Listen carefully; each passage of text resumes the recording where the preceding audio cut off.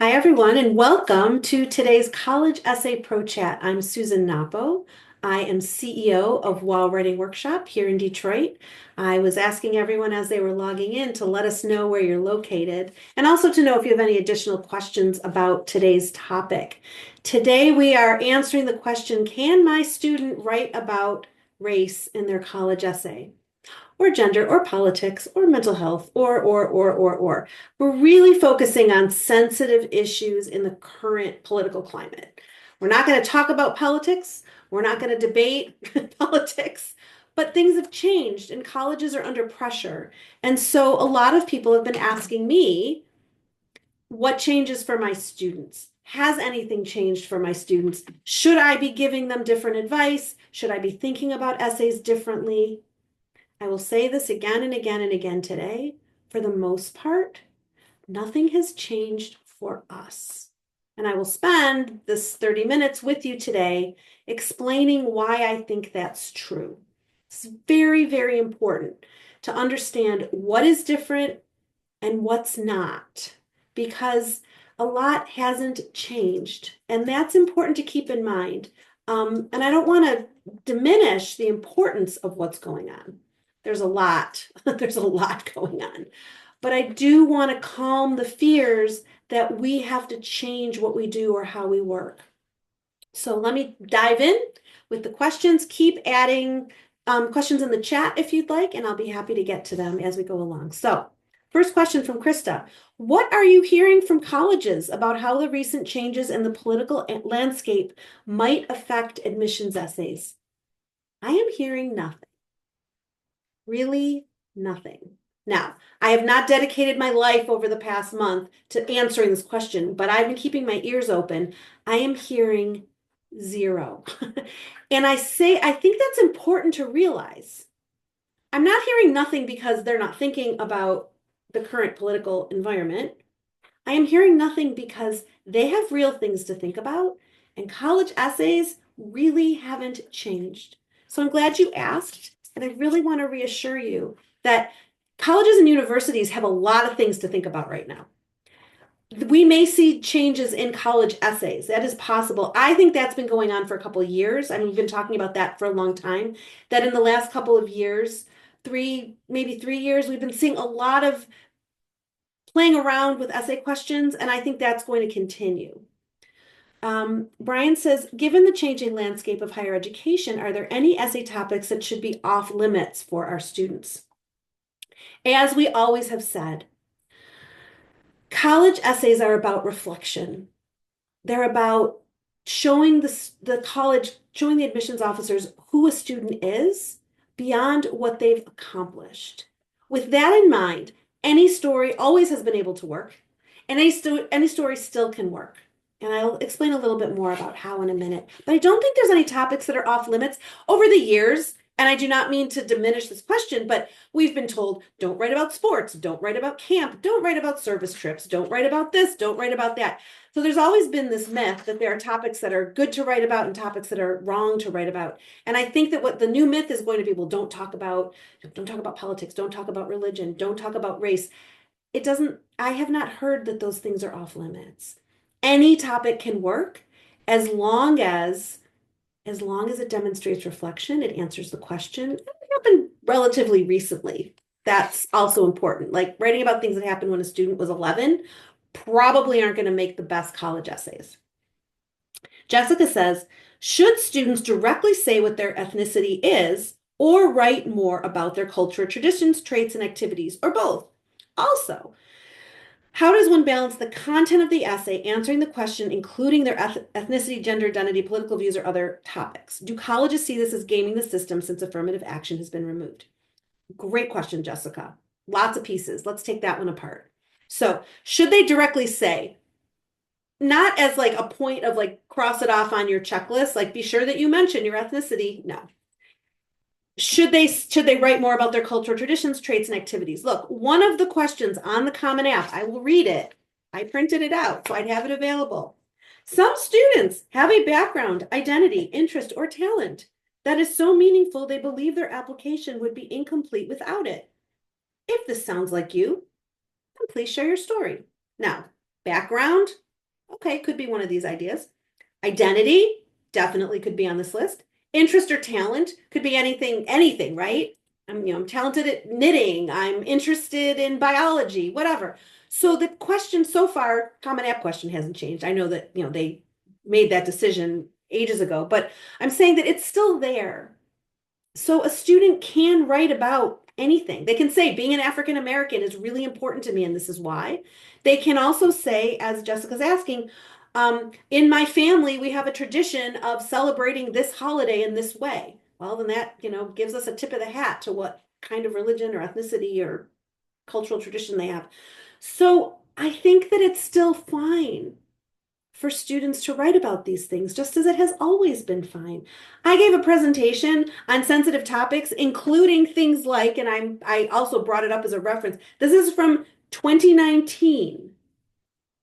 Can I write about fill in the blank? And what I wrote then was, if the essay reads like a manifesto, the writer has missed the point. But if it demonstrates reflection and it illustrates positive characteristics, it can work. So it's okay to use those words. There's, as far as I know, now this could change. As far as I know, there is no AI assistant going in and looking for, hot topic words. No one's searching for that, just as they're not judging the students' grammar. I mean, if it's a mess, if they can't put together a sentence, that's a problem. But no one's sitting there with a red pen checking whether their, conjunctions are used properly. It's important to keep in mind and not to overthink this topic. I wanted to talk about it partly to say, hey, it's really okay. Not a lot has changed. Lower the temperature, lower the stress for your students, and you'll get better essays overall. Make sure they have strong lists. Make sure the list includes schools that they can get into. And the words they use in their essays are not necessarily things they have to worry about. Okay, Sarah says, do you foresee schools changing their lived experience prompts this year? That's a great question, to asking about what in your lived experience, because we can't ask about all the things we can't ask about. Here's what you need to remember. Schools cannot, and this is, go back to our Supreme Court decision, from before. Schools cannot consider race in deciding who to accept. That's unfortunately their problem. Fortunately, unfortunately, whatever your beliefs are, that is their issue to deal with, how they make decisions. Students can write about whatever they want, including race, including gender, including politics. They can write about it. But Sarah's question, do you foresee schools changing their lived experience prompts this year? It's possible. I think those are, excuse me, I think those might be here to stay. I think it's a way for colleges to ask about what has been true in your life. It's a reasonable way to ask it, but we could see changes. A few schools have, confirmed their prompts for the year, but very, very few. So we're still early. It's April. Over the next few months, we're going to learn a lot.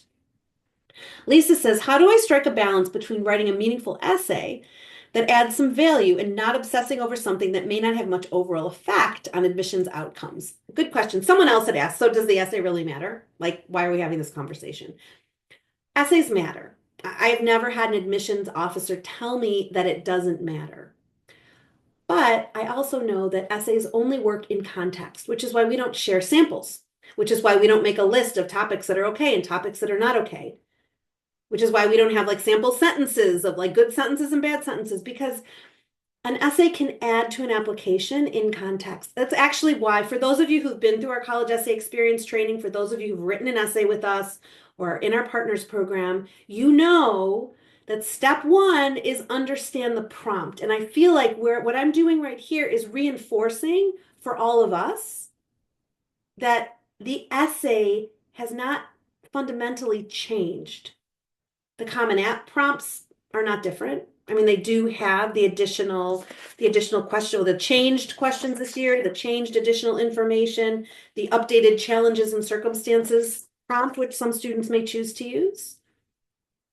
But as Lisa says, are we obsessing over something that, doesn't have much overall effect?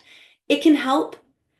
It's not going to vault someone over the wall, which is why I tell people lower the stakes. You will get better results and you'll have a better chance of the essay actually helping the application. Lauren says, is your advice any different than it would have been before the new administration? No.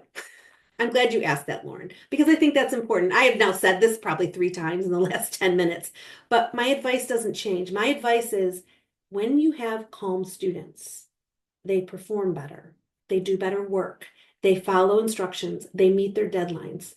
I have not yet had a student or a parent ask me about race, about politics, about any of this. Now, who knows what they're thinking? I have not had those questions yet. I've had a lot of those questions from my colleagues, from school counselors, from ICs. So we also need to remember that if we put fear and nervousness out into the world, our students are going to pick up on it. I think we are okay. I think we can stay calm. Michelle says, I have some students who are worried about sharing anything about their religion or faith. So much of what we are seeing on college campuses is tied directly or indirectly to a student's identity, including their religion. If a student perceives that their religion is being targeted by universities, is it risky for them to identify themselves with that religion in their application? Ooh, I would say, and this is a genuine concern for students, that's a list question. That's not a college essay question. If a student thinks they're not going to be comfortable on a campus, whether that's because of gender, sexuality, race, religion, anything, that is not a school they should apply to. They shouldn't go there. So that's important to consider. If a student is fearful, you need to help them figure out, is that fear founded or unfounded? If it's unfounded, you need to help them step back and get some perspective. But if it is a real fear, or if it's going to make it impossible for them to thrive on that campus, then they shouldn't apply there. And that's okay too. Their list might change from what they thought it was going to be a year ago. It's possible. Allison says, how can students address these hot button issues without offending the reader?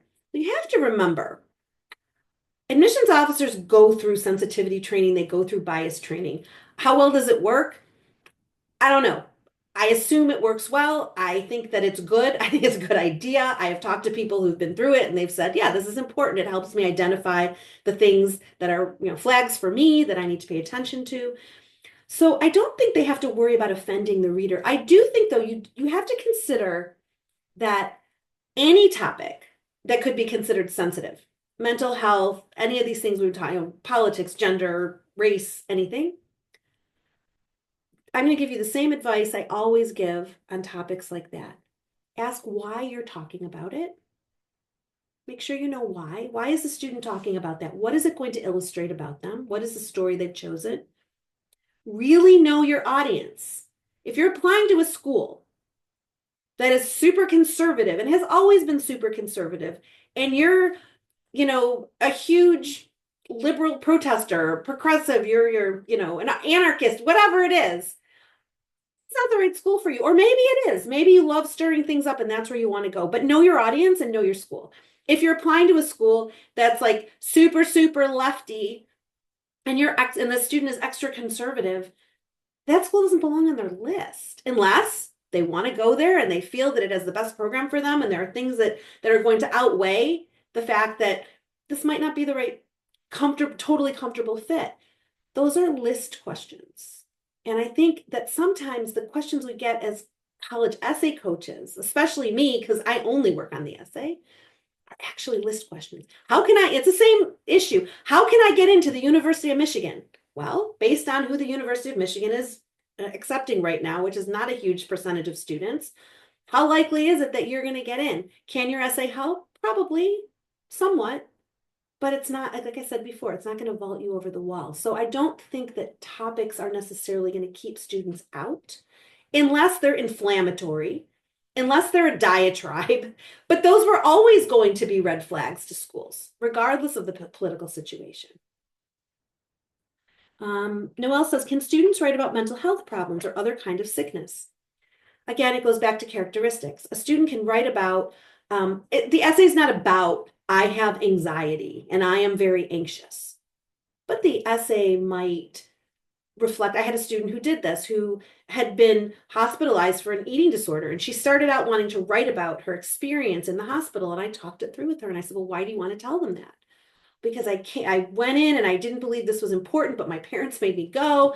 And then by the time I came out, I really believed that this had been important. I'm so grateful. And I've gone on to talk to my peers and, recorded videos and done things encouraging students to get help if they have eating disorders. I said, aha, then the experience in the hospital is not the thing you want to write about. What you want to write about is what happened later. Now, I never would have gotten to that later with her if she hadn't suggested writing about the hospital. It was my job as the experienced essay coach and your job as the counselor to help the student make that transformation, to be curious, why does she want to write about this? So it turned out it wasn't an essay about an eating disorder. She has an eating disorder. She's going to have it for the rest of her life, whether it flares up or doesn't. This is a thing that she will live with. But it's not telling the student, oh, this kid's trouble. Lots of kids have eating disorders. This is a thing. It is real. Lots of kids have depression. Lots of kids have anxiety. If they want to include that, the question is, have you shown how you're living in a positive way with it, or are you just telling them? It goes back to the why. Why are you sharing this? So I say the answer is yes, but it's not about the mental health issue. Next question. Happy says, I volunteer with first-gen students who write about this topic. We were writing to Chief Justice Roberts' instructions under the affirmative action decision, but is that valid now? Yes. Yes. The Supreme Court was very clear. You can write about your lived experience. You can write about you in the world. That has not changed. I have not had a single college say, look, we can't judge on these factors, therefore you may not mention them in your essay. What are kids going to write about? These are the things they write about. It's okay. Not all of them, but a lot of them, and it's real. And that hasn't changed, so that's okay. Ariane says, should students save this topic for the frequent DEI supplements or use as a main essay? Oh, it's a good question. It doesn't matter. I think that is one area where the supplements might be changing. It's possible. I think that here's how we start. We say, step 1, understand the prompt. Step 2, brainstorm ideas. Step 3, focus on theme. The theme is, what am I going to write about and why? And that is true for any essay, whether the Common App personal statement, UCPIQs, anything like that. I think that remembering that it's hard for students, they're stressed in general about writing essays. So anything we can do to help them stay calm is helpful. So if a student has a topic like this that they want to write about, I would let them write about it in the personal statement. If they then get to a supplement where you think, oh, maybe they should have written about it there, you can talk about it. If you know that there's a supplement where this topic might work better there, you might suggest it if they still have a good topic for their Common App, but I wouldn't worry about it too much. We haven't had a problem with that. Students always have another idea. In my experience, there's always something else they can write about. Blythe says, how do you handle students who want to write about subjects, in other words, politics, that may make them seem unlikable? I don't think politics will make them seem unlikable unless, like I said, don't make it a diatribe. Why do you want to write about that? You want to tell them your political beliefs? That's not what a common essay is. It's not what they're asking. They're asking, who are you? If you want to say, I stood up for my beliefs by organizing a student walkout in my school, if they're the kind of kid who stands up and does that sort of thing, that is who they are. It is okay. It doesn't make them unlikable. I would say, we've had students, we steer away from unlikable in general. Anything that we will say to a student, I can tell that you meant to show what a great leader you are. Unfortunately, the way this is presented makes you seem like a rabble rouser and a troublemaker, which I don't think is what you meant. So let's figure out a way to reframe this to show the problem solving and not the troublemaking. That's okay. We do that all the time. That happens when a kid sounds egotistical or they go off on a topic and like they're going off into irrelevant territory. So I don't think that this is any different. Let's see. Gabrielle says, where does religion fall in here? I have some students for whom all of their community service is through their synagogue. I'm nervous about having an essay that also takes place in a religious context, even if it has nothing to do with religion. It is okay. They can write about their synagogue youth group. They can talk about the trip they took to Israel. They can talk about their Jewish summer camp. It's really okay. It's really, really, really okay. They may need to navigate life on campus that might be really nurturing for them or really challenging for them. But that's always been true for students in lots of different ways. So again, it's okay. Admissions officers are not looking for, oh my gosh, this is this type of, this student has had these experiences, therefore we can't let them in. At least not in my experience. I will keep asking, I will report back. But so far, what I've heard from admissions officers is tell them to answer the question in any way that works for them. It's okay. And I find that comforting and helpful. There's a couple questions in the chat. I want to answer them. How might your opinion about some topics being detrimental change depending on the type of institution? For example, religious college or public institution in a state that has made DEI illegal. Well, I would say a religious college, if you're applying to a religious college, you should know that anyway. I mean, I don't mean to be flippant about it, but that's always been true. We've always told our students, if you're applying to somewhere that, adheres to a particular religious belief, and that's important to the identity of that college, and that's important to your identity, then that's a great fit for you. If that's not the case, even if they have the best engineering school in the world, you probably won't be comfortable there. And I say public institutions in a state that has made DEI illegal. Again, I have not heard that students can't mention these things in their essays. Colleges can't consider them in the application, in the pool of students they accept. If we get to a point where we are going through looking for certain words and phrases, we got bigger problems than college essays. I mean, seriously, not to overdo it, but I don't think we're there. I don't think that's happening.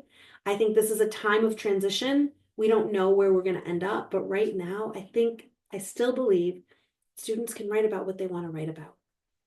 Another question. Oh, what do you anticipate about continued use of supplemental essays that ask students about communities they are part of and how that affected the student's experience and outlook? Well, I think we've touched on that a little bit. I think we're still going to see some of those questions. I think colleges still want to know, are you a flexible thinker? Can you listen to opinions that are different than yours? Because things are kind of hot here on our campuses, and we want to know, how does that work for you? Have you had any experience meeting people who are different from you? I don't see those questions going away. I actually see some of them being more important, again, in knowing who the student is.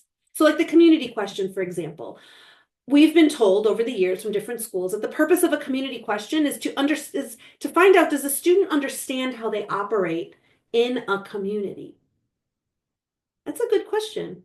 Are you a leader? Are you a follower? Are you someone who, has all the ideas? Are you someone who's curious? Do you wander in and out of different communities? Are you invisible? They want to know. None of those are better or worse than anything else, but you're going to be part of a lot of new communities when you get to school. You're going to be in a dorm. You're going to be in classes. You're going to maybe join student orgs. You're going to be in community. What are you like in a community? Do you have any self-awareness? Can you reflect on who you are in a community? That's the purpose of the question, not to identify the communities or to say the fact that you have never been in a world where people are different from you makes you ineligible to come here, or the fact that you have been in the world with people who are different from you and you were confused by it makes you ineligible to come here. I don't think that's going to happen. Okay, let's go back to my questions. Can you give me, oh, Anna says, tips on advising students from majority groups, white, affluent, with these essay prompts? Yeah, same advice I've been giving them for years. You don't have to be an underrepresented minority in order to be appealing to a college. Wealthy white boys from the suburbs get to go to college too. I mean, that may sound rude, but it's true. They get to go to college too. They may feel I'm disadvantaged, I don't have this, I don't have that. I don't buy it really. I think that any student can answer these questions. A white bread kid can answer a question about diversity with an answer either that they have been engaged with people who are different from them, or they haven't, and they look forward to going to a college where maybe they're going to meet some people who are going to challenge them a little bit. Any of those are good answers. And I don't suggest that those are the only two options, but this idea that how do students from majority groups handle questions like this? They handle it the same way everybody else does. Focus on characteristics, answer the question, tell me about something that happened relatively recently in your life, not when you were 7. And that's it. They want to know who you are beyond what you've accomplished. That's what college essays are about. They're trying to establish if you're a good fit. And one of the ways to do that is to ask questions. Some kids get it and some kids don't. And that's still going to be true this year, just as it was last year and 15 years ago when I started doing this work. Gretchen says, the guidelines seem confusing for teenagers to interpret. How can coaches help them interpret it? So, Gretchen, I'd be curious to know if you've actually had students with that confusion. I'm not doubting it. I'm just saying that I haven't. I have really not had students say that to me. Now, it's early in the season. I didn't get students asking us about this last year when the Supreme Court decision came down. I didn't have any students saying, how should I handle that? So I believe that these are questions that we as professionals have. And I say to students, again, you can write about what you need to write about. Step 1, understand the prompt. What are they asking? What are they asking? In the Common Personal Statement, who are you beyond what you've accomplished? In the UCPIQs, they're saying pick 4 out of these 8 questions, put together, give us a more complete portrait of who you are. In any supplement, why do you want to come here? What is it about us that makes us an appropriate school? What are some communities you're a part of? What's a community you're a part of, and what's your role in that community? Describe a time when you faced a challenge about your identity. Those are the types of questions we get. Describe an activity that you're really passionate about and why. The creative questions, those are for brainy creative kids. Like the kind of kid who can answer that sort of question is the kind of kid who belongs on that campus. So I think that we're not going to have too much trouble from students. I know that we're concerned. We want to help them. We want to give them the right advice. We want to make sure that they're looking, they're going in the right direction. And I think the advice we've been giving them is good because that doesn't change. Let's see.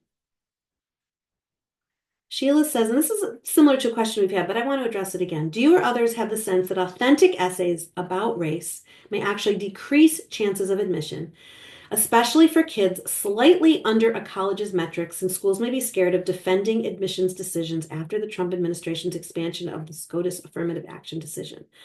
Whew, good question.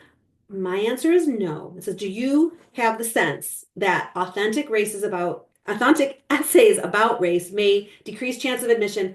That suggests and assumes that someone, as possible, is going to look at every application and read every essay and match it to every student and every grade and every AP and every everything at a school that uses a holistic review process and is going to connect the dots and say, this student is at the lower edge of the ACT average of students who get into this college. That's a lot of work. It's possible. I'm not saying anything's impossible these days, but I really don't think we do not need to anticipate problems and try to prevent them. We don't know. We are operating, I know people don't like uncertainty. We are dealing in uncertain times. Nothing significant has changed for writing college essays. Another question. I have a couple more questions. Sarah says, is there any chatter that colleges are changing any prompts for the next cycle? I haven't heard it, but I've been, like I said before, I've been saying this for a couple of years. I think we're in a time of change for prompts. I think they're testing stuff. There's questions that they were asking a couple of years ago where I remember saying to my coaches, this is a terrible question. They're going to get awful answers, or it actually like is the same as another question they're asking, or it's very similar to something else. They're not going to ask this next year, and those questions went away. So I think they're experimenting. I think they're trying to figure out what gets them the information they need in order to put together the class that they're trying to build. And I think that's going to continue for some time, regardless of our political scenario right now. Let's see. Okay, here's a really specific one from Liz. Say an American-born student has parents who are from other countries, and the student has traveled and lived abroad and has ambitions of working on a global scale. This can be conveyed without mentioning race or nationality, but should she focus more on her specific goals and omit mention of being a global citizen with ambitions on that scale? No. I don't think she needs to omit mentions of being a global citizen or her ambitions. And it also depends, does the question ask about her ambitions? If it's a common app prompt, it's maybe that is relevant and maybe her ambitions are not. Maybe it is, maybe it's not. If it's a prompt about why do you want to come here? Why do you want to study this? And how is this major going to help you in the future? I don't think she needs to play down anything. I don't think here's, all right, my bottom line on this. I don't think kids have to pretend that they're not who they are. They can be who they are. It's really okay. Schools have more important things to do than worry about this right now. That's really what I'm hearing sort of in the air. They got a lot of things to worry about right now. A lot. Whether kids are mentioning race or politics in their essays, gender identity, sexuality, mental health. We got another question here is, so they won't judge a student if they have depression. If they think the student is okay, I mean, look, it can be a red flag. A student who writes about depression, I am depressed. It has been really hard for me to get through school. I'm really at a low point. Yeah, I'd be concerned about that. That's a red flag. But a student who says, I've lived with depression since I was 12, and I have some really good tools for dealing with it. And I feel very confident, that I'm going to be able to use those. And here's an example of a time that happened. And this is the story I want to share with you. Sure, that can work. We've seen it a lot of times. So to wrap up, I want to say, remember what you already know. Double down on what you already know. Be confident about what you already know. You really, really, really can do this. Not a lot has changed yet. Nothing is different yet. And to try to guess will only make us more stressed, will make our students more stressed, and won't have better results for anyone. With that in mind, I'm going to give you the pitch I always do. If you haven't written an essay with us, College Essay Experience training is still open. We've got a couple of spots left in our later training dates. We would encourage you to come write an essay with a WOW coach. It's an amazing, amazing experience. There is nothing like it. With that said, I will see you next month. Thank you so much for your time and your questions.